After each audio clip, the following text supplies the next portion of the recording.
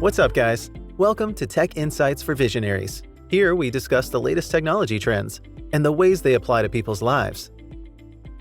Hi everyone! Today we'll be talking about machine learning trends. Like many other revolutionary technologies of the modern day, machine learning was once science fiction. However, its applications in real-world industries are only limited by our imagination. In 2021, recent innovations in machine learning have made a great deal of tasks more feasible, efficient, and precise than ever before. Understanding the possibilities and recent innovations of ML technology is important for businesses so that they can plot a course for the most efficient ways of conducting their business. It is also important to stay up to date to maintain competitiveness in the industry. This podcast is produced by MobiDev, a team of software engineers who spent the last few years exploring machine learning and data science technologies to bring smart solutions to the world. This and other episodes are posted as articles on mobidev.biz. Check them out to be sure you are not missing anything really important while you are listening. Machine learning models seem to have come a long way before being adopted into production, haven't they? Yeah, that's true. It took about 6 decades from the moment first neural networks were applied to real-world problems till we saw machine learning models in production, and the technology was leveraged by startups. Wow, that's a long way. I'm curious to learn how far we've come with machine learning in 2021. Let's overview the trends. All right, let's get started. Trend number 1 is no-code machine learning. Although much of machine learning is handled and set up using computer code, this is no longer always the case. No-code machine learning is a way of programming applications without having to go through the processes of pre-processing, modeling, designing algorithms, collecting new data, retraining, deployment, and more. What are the main advantages of such an approach? I would say quick implementation, lower costs, and simplicity. And can you explain how no-code AI platforms basically work? Okay, we start with user behavior data, then use drag-and-drop inputs for training data. Then we ask a question in plain English, and after that, proceed to evaluating the results and generating a prediction report. Speaking about applying no-code machine learning, who will benefit from using this approach? No-code algorithms are the best choice for smaller companies that can't afford to maintain a team of data scientists. Although its use cases are limited, no-code machine learning is a great choice for analyzing data and making predictions over time without a great deal of development or expertise. Got you. Let's move on to the second trend, tiny ML.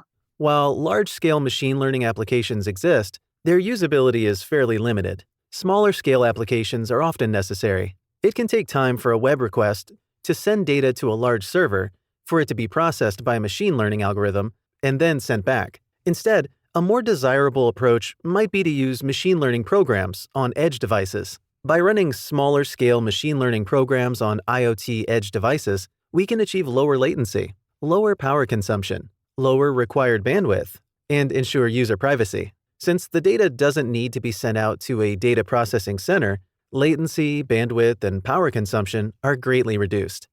Privacy is also maintained, since the computations are made entirely locally. This trending innovation has a great deal of applications in sectors like predictive maintenance for industrial centers, healthcare industries, agriculture, and more. These industries utilize IoT devices with tiny ML algorithms to track and make predictions on collected data. Could you bring some examples of tiny ML usage? Solar Scare Mosquito uses tiny ML to measure the presence of mosquitoes in real time. This can generate early warning systems for disease epidemics from mosquitoes, for example. Oh, that's a good case. What's next? Next trend is Auto ML. This one is similar in objective to no-code machine learning. Same as no-code, Auto ML aims to make building machine learning applications more accessible for developers. Data scientists working on machine learning projects have to focus on pre-processing the data, developing features, modeling, designing neural networks if deep learning is involved in the project, post-processing, and result analysis. Since these tasks are very complex, AutoML provides simplification through use of templates. AutoML offers improved data labeling tools and enables the possibility of automatic tuning of neural network architectures. Traditionally, data labeling has been done manually. Since AutoML automates much of the labeling process, the risk of human error is much lower. This also reduces labor costs, allowing companies to focus much more strongly on data analysis. Since AutoML reduces these kinds of costs, data analysis, artificial intelligence, and other solutions will become cheaper and more accessible to companies in the market. What about any examples of AutoML in action? Well, there are DALL-E and CLIP models. Both of them combine text and images to create new visual designs from a text-based description. One of the early examples of this in action is how the models can be used to generate images based on the input description, armchair in the shape of an avocado. This technology has many interesting applications, such as the creation of original images for article SEO, creating mock-ups of new products, and quickly generating product ideas. Okay, that's all about AutoML. Now let's talk about machine learning operationalization, or MLOPS. Machine Learning Operationalization Management, MLOPS, is a practice of developing machine learning software solutions with a focus on reliability and efficiency. This is a novel way of improving the way that machine learning solutions are developed to make them more useful for businesses. Machine learning and AI can be developed with traditional development disciplines, but the unique traits of this technology mean that it may be better suited for a different strategy. MLOPS provides a new formula that combines development and deployment of machine learning systems into a single consistent method. One of the reasons why MLOPS is necessary is that we're dealing with more and more data on larger scales, which requires greater degrees of automation. One of the major elements of MLOPS is the systems lifecycle, introduced by the DevOps discipline.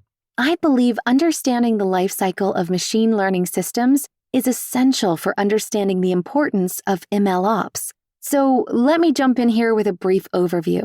In machine learning, first, we design a model based on business goals. Next, acquire, process, and prepare data for the machine learning model. Train and tune the model, validate it, deploy the software solution with the integrated model, and finally, monitor and restart the process to improve the model. Yep, thank you.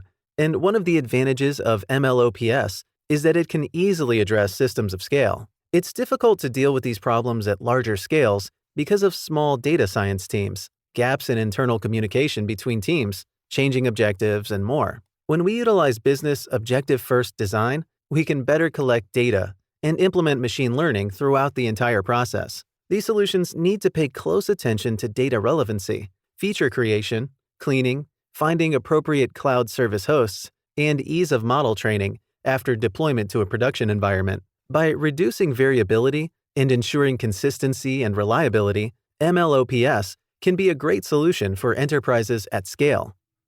And that's really fine. Trend number 5 is full-stack deep learning. What can you say about it? Well, let's imagine you have highly qualified deep learning engineers that have already created some fancy deep learning model for you. But right after the creation of the deep learning model, it is just a few files that are not connected to the outer world where your users live. At the next step, engineers have to wrap the deep learning model into some infrastructure. This may be a backend on a cloud, a mobile app, or some edge devices like Raspberry Pi or NVIDIA Jetson Nano. The demand for full-stack deep learning results in the creation of libraries and frameworks that help engineers to automate some shipment tasks and education courses that help engineers to quickly adapt to new business needs. Clear. Let's proceed to the next trend, general adversarial networks, or GANs. What are GANs, and to what tasks are they applied? Let's start with pretty basic stuff. The generative adversarial network consists of two parts, generative and discriminative. The generative neural network creates samples, and the discriminative tries to distinguish correct samples from incorrect ones. This technology can produce solutions for implementations, such as differentiating between different kinds of images. Similar to branches of government, general adversarial networks offer checks and balances to the process and increase accuracy and reliability. It's important to remember that a discriminative model cannot describe categories that it is given. It can only use conditional probability to differentiate samples between two or more categories. Generative models focus on what these categories are and distribute joint probability. A useful application of this technology is for identifying groups of images. With this in mind, large-scale tasks such as image removal, similar image search, and more are possible. To learn more about the application of this technology, visit mobidev.biz and check for useful links in the description of this episode. Trend number 7 is unsupervised machine learning. As automation improves, more and more data science solutions are needed without human intervention.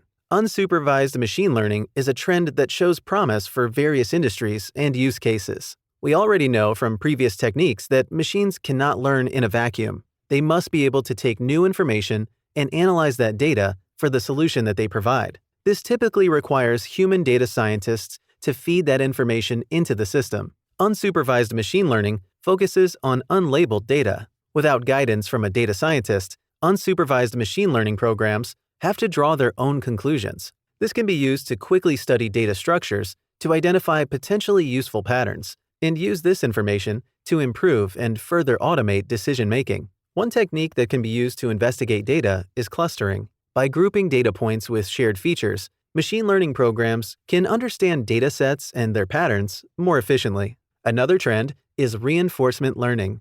Could you tell us more?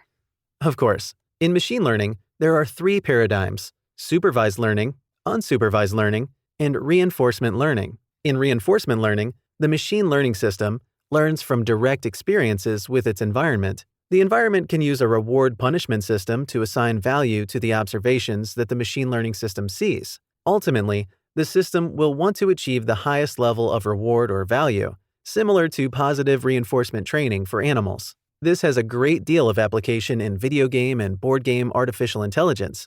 However, when safety is a critical feature of the application, reinforcement machine learning may not be the best idea. Since the algorithm comes to conclusions with random actions, it may deliberately make unsafe decisions in the process of learning. This can endanger users if left unchecked. There are safer reinforcement learning systems in development to help with this issue that take safety into account for their algorithms. Once reinforcement learning can complete tasks in the real world without choosing dangerous or harmful actions, reinforcement learning will be a much more helpful tool in a data scientist's arsenal. Thanks for clarifying. We are almost there, aren't we? Yes, we are. And the last trend for today is few-shot, one-shot, and zero-shot learning. 3 of them at once? Let me explain. Data collection is essential for machine learning practices. However, it is also one of the most tedious tasks and can be subject to error if done incorrectly. The performance of the machine learning algorithm heavily depends on the quality and type of data that is provided. A model trained to recognize various breeds of domestic dogs would need classifier training to recognize and categorize wild wolves. Few-shot learning focuses on limited data. While this has limitations, it does have various applications in fields like image classification, facial recognition, and text classification. Although it doesn't require a great deal of data to produce a usable model, is helpful. It cannot be used for extremely complex solutions. Likewise, one-shot learning uses even less data. However, it has some useful applications for facial recognition. For example, one could compare a provided passport ID photo to the image of a person through a camera. This only requires data that is already present and does not need a large database of information.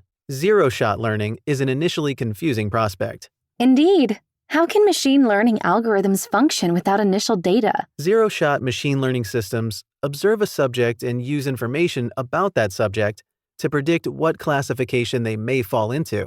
This is possible for humans. For example, a human who had never seen a tiger before, but had seen a house cat, would probably be able to identify the tiger as some kind of feline animal. Although the observed objects are not seen during training, the machine learning algorithm can still classify observed objects into categories. This is very useful for image classification, object detection, natural language processing, and other tasks listed in the picture below. A remarkable example of a few-shot learning application is drug discovery. In this case, the model is being trained to research new molecules and detect useful ones that can be added in new drugs. New molecules that haven't gone through clinical trials can be toxic or ineffective, so it's crucial to train the model using a small number of samples.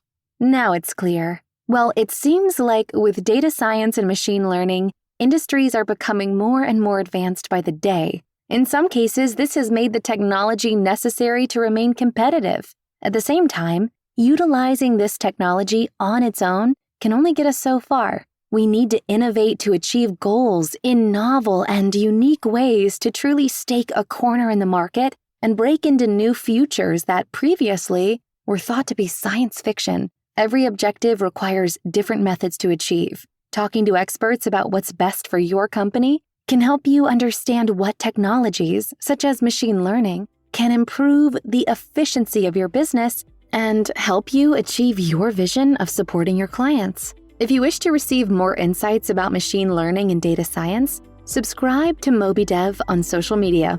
See you there!